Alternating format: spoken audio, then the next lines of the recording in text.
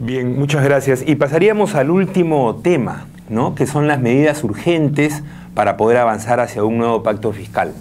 Habrían tres conjuntos de medidas, ¿no? La primera, la necesidad del propio nuevo pacto fiscal, que es en realidad un acuerdo político, no solo un acuerdo de tributación, y quizás podríamos enlazarlo con otros acuerdos políticos fundamentales que el país viene postergando, como la necesidad de una reforma constitucional. El segundo tema tiene que ver con cómo avanzar en aumentar la presión tributaria, y esto tiene que ver con la discusión sobre las exoneraciones de IGB, de impuesto a la renta, la discusión del tema de las regalías para aquellas empresas que explotan recursos naturales, es decir, todos los impuestos que en este momento no se tributan o eventualmente las tasas que podrían crecer. Y por último, todo lo que es informalidad y evasión, ¿no?, que son aquellos que están fuera del sistema tributario. O sea, un poco tres conjuntos de medidas. ¿Qué piensas tú, Raúl, sobre esta agenda? ¿Qué cosa agregarías? En fin, ¿cómo ves el tema? Sí. En cuanto a la necesidad de un pacto fiscal, todos estamos de acuerdo en su necesidad y su conveniencia. Lo que no sé es cómo organizarlo o institucionalizarlo, cómo comprometer a las fuerzas vivas y a las instituciones del país. El acuerdo nacional ha funcionado bien, pero es parte del... Pero ha tenido pocos resultados prácticos. Muy pocos resultados. Ha sido una idea tan buena, ¿no? Ha terminado una oficina dentro del Primerato que, con buena gente, que no se entiende por qué no ha logrado tener un mayor impacto. Pero ¿no? tú hablabas de un gobierno de comienza, quizás no con este gobierno, pero un próximo gobierno, quizás con un parlamento fresco, ¿no?, con las fuerzas políticas llegando a implementar una agenda determinada, ¿podría ser un mejor momento, tanto la campaña como los inicios de un próximo gobierno? Yo creo que sí, yo creo mucho por la experiencia que hemos vivido y como dentro de mi especialidad el derecho constitucional lo veo pues todos los días.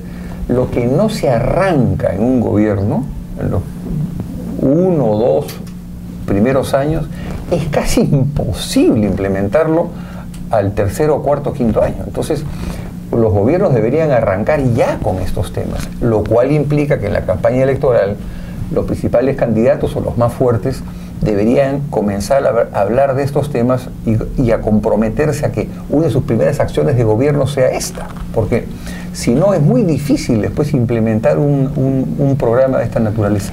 Y hablando ya de otros actores no solo políticos, sino también económicos, digamos, el gran cuco muchas veces es cómo plantearle esto a la gran empresa, ¿no?, a aquellos que tienen una parte significativa, si no la mayor parte del pago tributario, ¿no? ¿Cómo ves eso tú, Salomón? O sea, la actitud de la CONFIEP, de los gremios empresariales o de la gran empresa en general.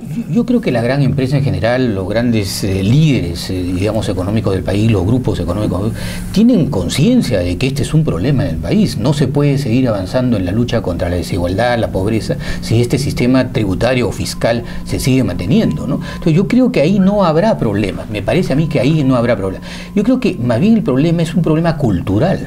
Es una cultura de no pagar, de evadir, de eludir. Y creo que eso es una concientización que tiene que tomar el próximo gobierno muy en serio, pero explicándole a las grandes mayorías del país de que la cultura de la tributación, este pacto fiscal que estamos necesitando, es para que el país baje su desigualdad y baje su pobreza, sus tasas de pobreza. Entonces creo que hay que partir por un 18-19% como meta, pero sabiendo para qué estamos tributando, justamente para darle agua, luz, educación, salud, mejores servicios públicos a las grandes mayorías del país. Y creo que eso es parte de un problema de concientización cultural, no solamente de los grandes, de los pequeños, medianos empresarios, de toda la población en general, ¿no? Además, yo creo que hay también un dilema, ¿no? Muchas veces a los gobiernos que quieren gastar y que quieren desarrollar determinados programas sociales, darle un mayor protagonismo al Estado, la crítica es van a recurrir a la maquinita, ¿no? Bueno, el tema es que no hay muchas opciones, ¿no? La maquinita que ya sabemos a dónde conduce, o una recaudación tributaria más alta y más sana para poder avanzar en estos objetivos tanto económicos como políticos, ¿no? Entonces, Raúl, ¿cómo ves tú este tema de actitud de los actores económicos? ¿Qué camino le ves tú a eso? ¿Crees que puede haber una salida, un entendimiento? Yo creo que sí, yo creo que sí. A mí el gran empresariado, como decía hace un momento, a mí no me preocuparía porque tiene conciencia tributaria. Me preocupa más la inmensa informalidad del país. Me preocupa mucho el contrabando. El contrabando siempre ha sido, desde la época que yo estuve en el Senado, más o menos el 2% del PBI. Es un promedio, ese es altísimo. Todos sabemos el contrabando que entra por el sur y que entra ahora por Puno. Por Puno es una cosa que da pavor lo que entra como contrabando. Y no se menciona, no se dice y no se hace nada. En general, pues por el comercio por las fronteras es donde más contrabando hay, como es natural, ¿no? Y luego creo que en el tema de regalías yo andaría despacio y con cuidado, porque, por ejemplo, cuando hablamos de petróleo, hablamos de minería, ahí tenemos que competir por la inversión extranjera, porque es inversión muy grande. Y entonces tenemos que ir más o menos a los promedios de los países. A los promedios de los vecinos. No solamente los vecinos. Por ejemplo, hay que estar cerca de lo que en minería, lo que es en Australia, lo que es en Nueva Zelanda, lo que es en Canadá, o sea, los países mineros fundamentalmente, porque si nos ponemos con regalías muy altas, simplemente la gente no viene acá. No viene. ¿No? Entonces, eso, y en último lugar, creo que el tema de la informalidad volvería a insistir para crear conciencia tributaria y finalmente, algo importantísimo, yo sí creo en la importancia de los partidos políticos en esto, porque si ellos no se comprometen, como iniciar una política... O sea, ellos serían los actores, digamos, los líderes. Por una razón, de que no es popular. Hacer pues una campaña de pacto fiscal no es popular. Es difícil. Yo añadiría y sintetizaría que si queremos más democracia y mejor democracia, tenemos que ir a un pacto fiscal.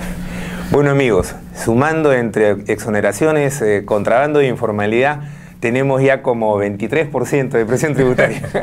Muchas gracias a nuestros invitados y hasta otra oportunidad, otra mirada.